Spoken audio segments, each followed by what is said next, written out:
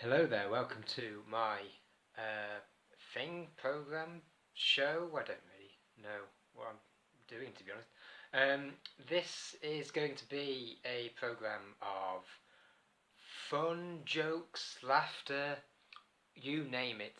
We've got an open studio feature, which you'll be looking forward to. We've got a funny sketch, some amusing jokes. That's probably about it. I'm stood here in my studio next to some Sharon Mosbeck work, which she doesn't know I'm filming. I will get a consent form though.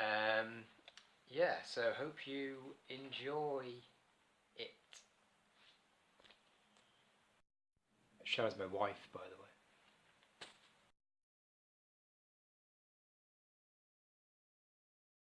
We are here in the wonderful Exchange Place studios to interview a man seeking to subvert our preconception of a long-established craft while revealing the capacity scent has as a mode of communication. I'm talking, of course, about Michael Borkowsky, an artist utilising perfumery in his work and revealing the potential it has to house contemporary art concepts such as symbolism, narrative, metaphor, and, of course, portraiture. Let's catch up with the man now. Michael, it's great to see you. Hiya. Michael, it smells rather fragrant in here.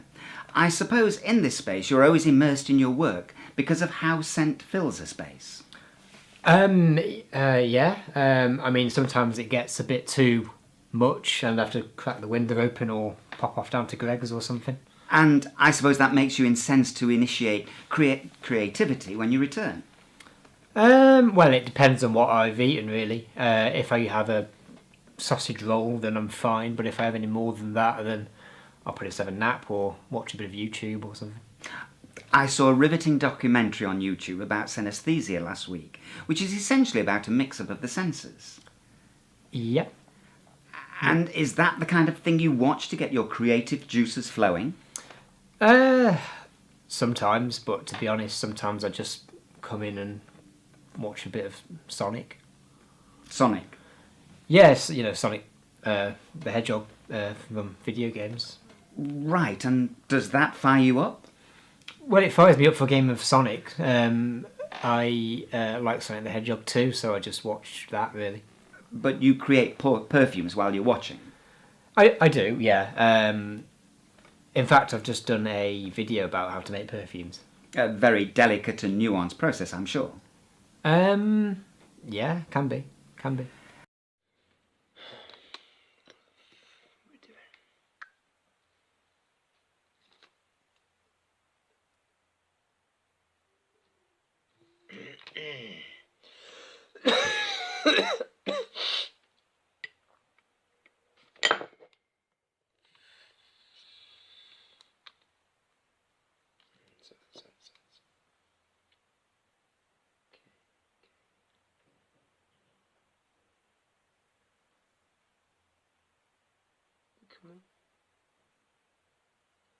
Oh god. Oh.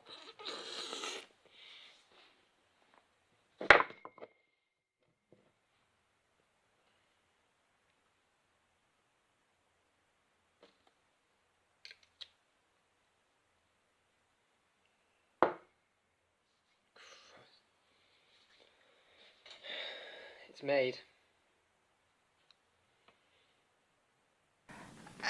So, Michael, what got you into utilising the craft of perfumery to create portraits?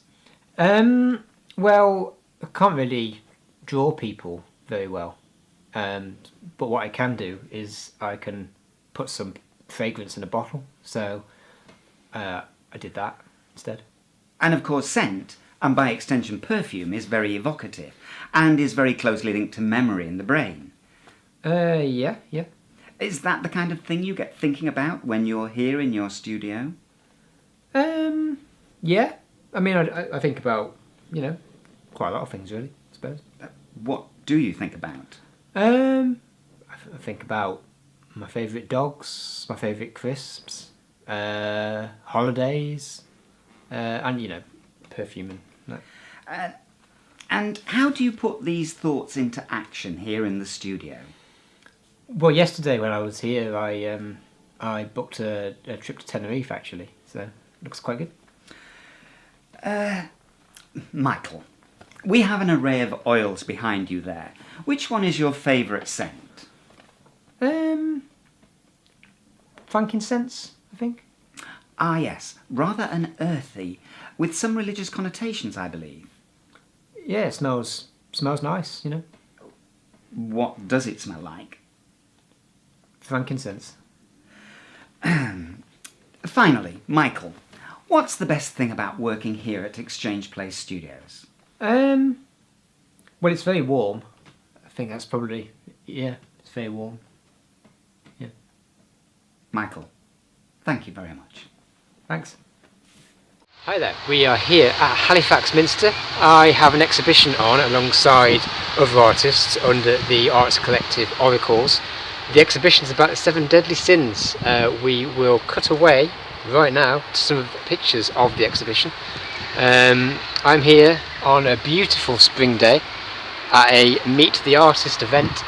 You can't really come now because I'm filming this, so I'm not there when you've seen this, but hopefully it's going to be a fantastic day. See you. So last weekend I went down to Replicast Studios as part of the Open Up Sheffield citywide event. Let's see how that went down. So we're here with Karen Sherwood, and we are at Replicast Studios, where you have a studio space. I do, yes. First time I've had a studio space in nearly 30 years. Fantastic. You paint? By the looks of just Yes, from what I look at. I paint, and I'm quite a messy painter, so you should be grateful that I've tidied up. Your camera wouldn't have got out unscathed, I have to say. So my work is landscape based. Sometimes it's figurative, sometimes it's abstract. A lot of colour, a lot of blue and green at the moment. My inspiration started via a trip to sea houses on the northeast coast. Yes. One of my customers lent me their caravan while I was having a midlife crisis, and I said, this is lovely, I want to paint it.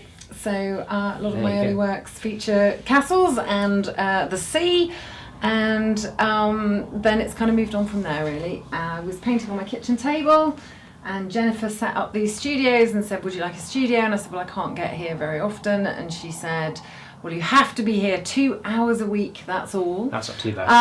And it's very well priced. And I went, yeah, all right. And I've already outgrown my space. That happens very quickly. So I would like a bigger space.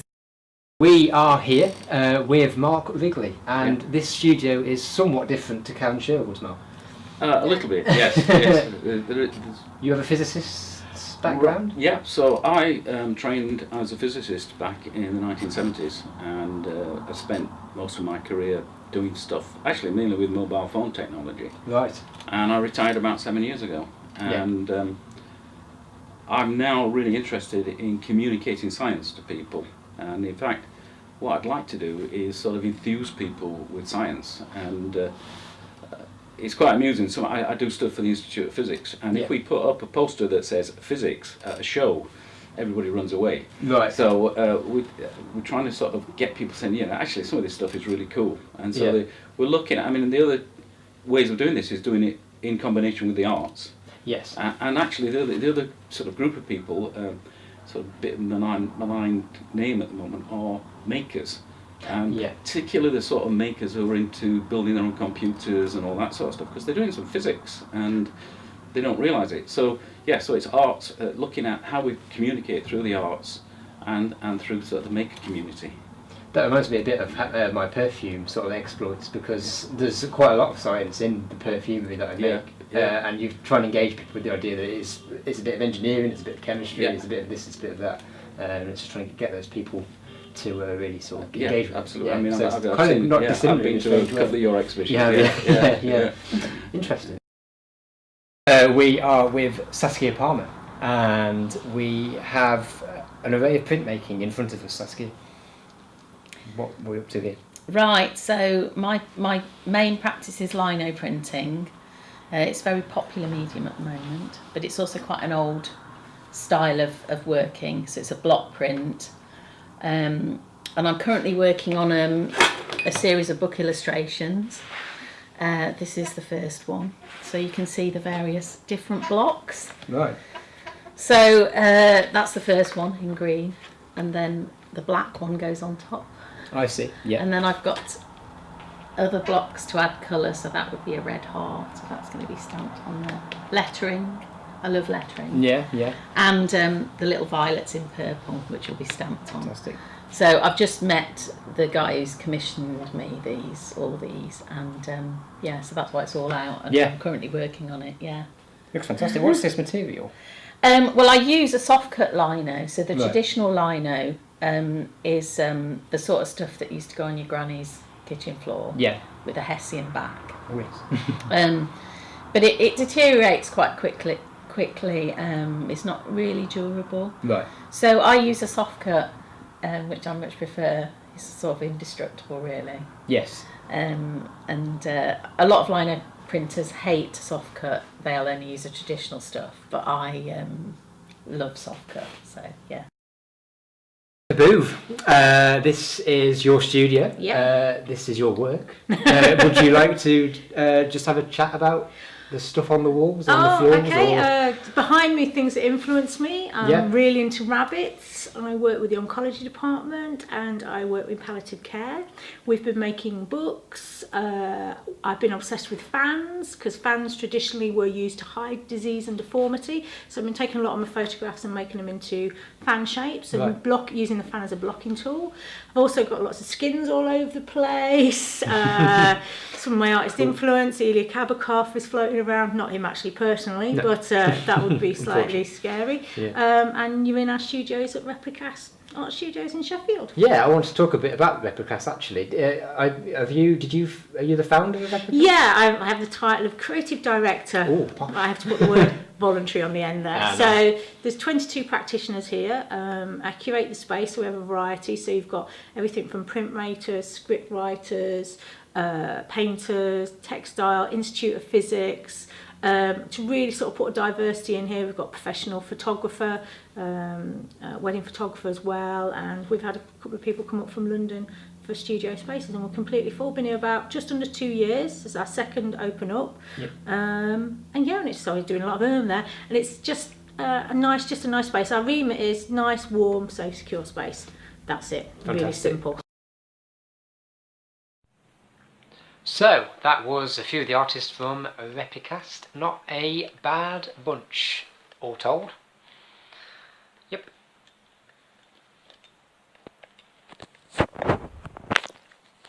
What's this? Rolling.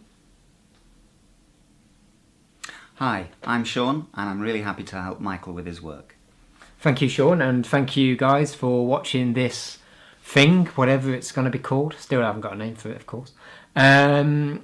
Hopefully this will be the first of many of these videos, so I guess keep your eyes peeled on the internet forums or whatever it is, and thanks for watching. Hopefully I'll see you again sometime. Goodbye.